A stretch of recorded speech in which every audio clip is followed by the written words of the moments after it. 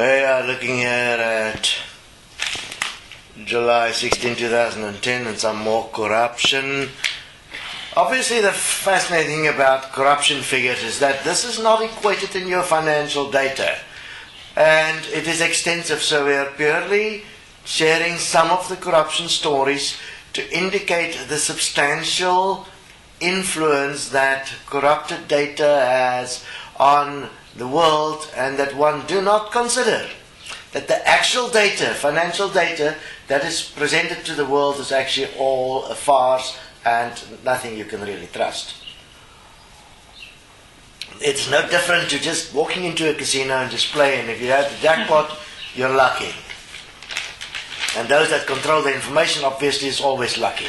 But nobody talks about that because everybody hopes to become lucky, and you hope you can find a secret way where you can get part of the corrupt information and benefit from it. Every human being, in the very nature of your upbringing from childhood, is based in corruption. Your education is based in corruption. Your family structure is based in corruption.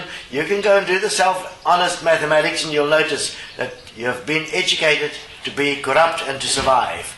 Your religious system is based on corruption.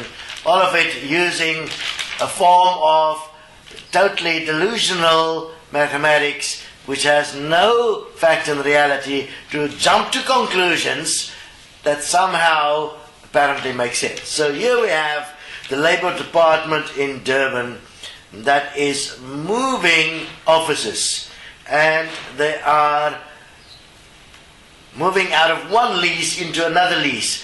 The extra cost in this one instance, that means this is money lost because of non-compliance to an agreement. 23 million.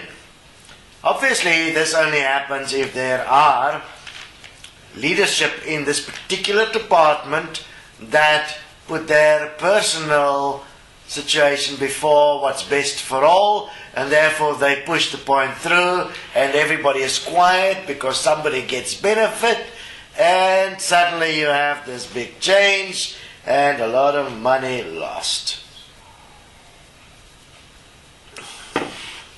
So they are moving up because the current offices is not as pretty and beautiful as the new offices, and therefore it does not fit the status of the corrupt officials. And obviously this is fascinating because this is front page news, but it's not called corruption. So the cost of the government's royal flush rockets, millions lost in one instance. If all this corruption is calculated, you may be surprised to find that there is no actual money in the world.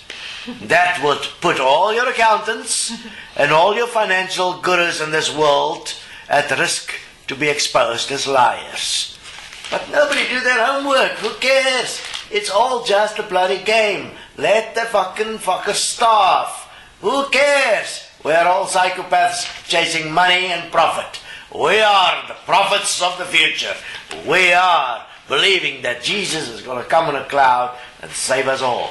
You know, there's no difference in the delusion. It's the same bloody thing. And if it doesn't work, just get bipolar, pretend that you're sick, just think, just pull a face, you know. But what's going on inside? You know the real truth. You know you're not really bipolar. You know you're lying. You're just manipulating. You just want to win, and you'll go all the way, just like a child, going all the way manipulating the parent to try and win. It's all part of the same corruption. It's an inner corruption. It comes from home. It's become and infected every part of our society, every part of our system, and now our governments and our corporations are psychopathic entities, demonic in nature, that do not give a shit because whoever is in charge of those psychopathic corporations is as psychopathic and makes decisions only based on their self-interest. So here you have it. 23 million lost. Corporation corruption report. Government corruption report. Desteni government corruption report. Here we go.